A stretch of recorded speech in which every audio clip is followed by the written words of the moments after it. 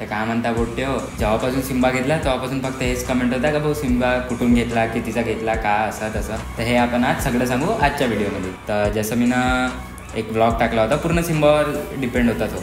आणि तिथं आपण म्हणलं होतं का सिम्बाच्या फुल इन्फॉर्मेशनचा बी व्हिडिओ बनवू. तर हॅशटॅग सिम्बा कमेंट करजा बा. तर तुम्ही सगळ्यांनी केलं त्या ब्लॉगवर बहुत प्रेम आलं तुमचा. तर त्याच्यासाठी आपण हा व्हिडिओ बनवतो. म्हणजे दुसरा ब्लॉग टाकण्यापेक्षा एक फुल इन्फॉर्मेशनचा व्हिडिओ बनवा मला असं वाटलं होतं, म्हणून मी व्हिडिओ बनवतो. आता सगळ्यात मेन मुद्दा म्हणला तर सिम्बा कितीचा घेतला आणि कुठून घेतला. तर हे मी तुम्हाला एंडिंगमध्ये सांगूनच देईन. आणि जेव्हा मी सिम्बा घेतला होता तेव्हा फक्त 2-2.5 महिन्याचा काहीतरी होता. आणि आता कमसे कम 8-9-10 तर महिने आरामात झाले भाऊ. आणि तुम्ही ब्लॉगमध्ये पाहताच आता किती इच्छक झालं तर बाल्कनीत बसून राहते नुसतं पोट्ट्या का. बरं हे तर मजाकीचं काम होतं, पण जेवढं आपल्याला याला घेऊच वाटते तेवढेच जास्त याचे काम आहे. म्हणजे हप्त्यातून 2 वेळा याचे कानं साफ करून देणं, हर संडेला याची आंघोळ. म्हणजे मी माझे कपडे नाही धुईन पण याची आंघोळ जरूर करून द्यायला लागते. आणि मग याचं जेवण, ट्रीट, हे ते ट्रीट म्हणजे याचे चॉकलेट, म्हणजे अशा काय याच्यात बहुत काही राहते. याचं शॅम्पू, स्प्रे, मग असं तसं.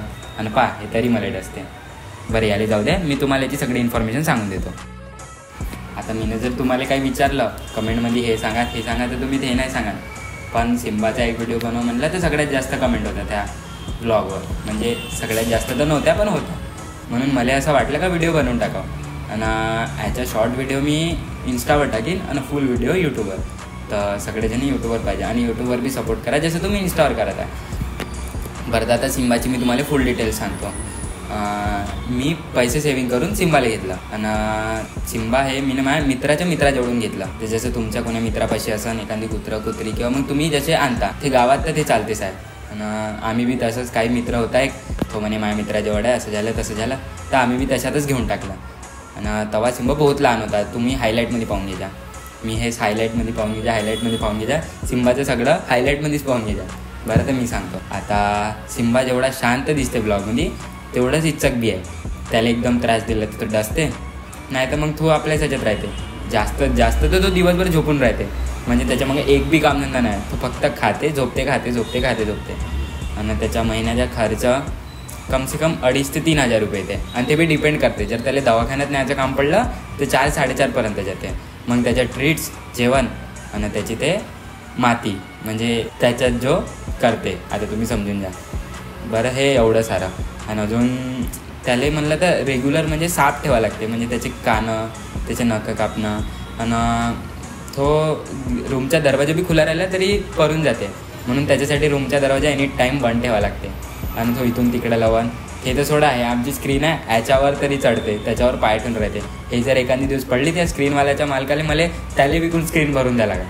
नाही अशी आपत कधीच नाही. आणि मेन मुद्दा म्हणलं तर तुम्हाला बी जर घ्यायचं असेल तर तुम्ही पेट शॉपमध्ये किंवा कुठून बी घेऊ शकता.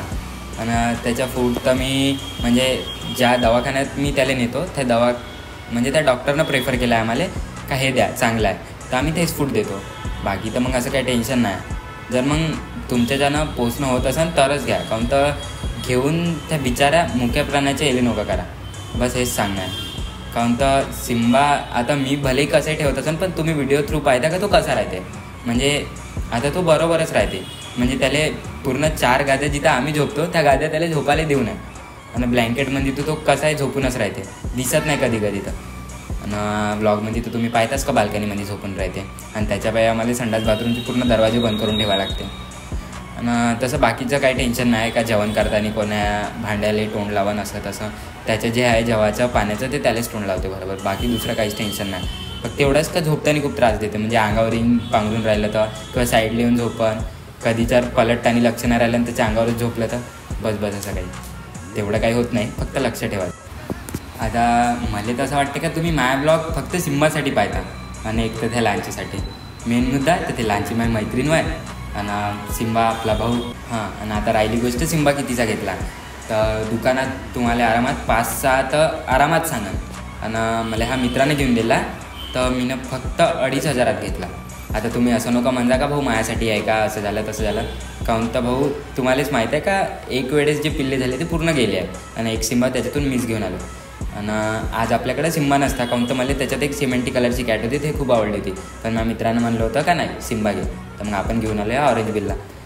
तर मी मित्रापासून घेतला होता. तुम्ही बी म्हणजे तुमचे बी कोणी मित्र असेल तर तुम्ही त्याला मागू शकता किंवा म्हणजे पैसे तर द्याच लागेल कुठे जा, पण दुकानातले जास्त महाग राहते. आणि पेट शॉप म्हणलं तर तेवढी काही केअर नाही करत, म्हणजे सगळे एकाच जागी ठेवून राहते, त्यांना इन्फेक्शन असं तसं सगळं काही होऊनच राहते. तर त्याच्यापेक्षा तुम्ही घरगुती घ्या, म्हणजे जे कोणाच्या घरचे आहे, भले 2 ते 4 हजार घ्या, म्हणजे 2,500 ते 4,000 मागत कोणी बी तेवढे तर मागणारच आहे. कारण ते आत्ता माझ्या मित्रानं घेतली होती त्या सागरनं, त्याची बी चांगली आहे, पण त्यानं दुकानातून नाही घेतली, ते घरची मांजर आहे.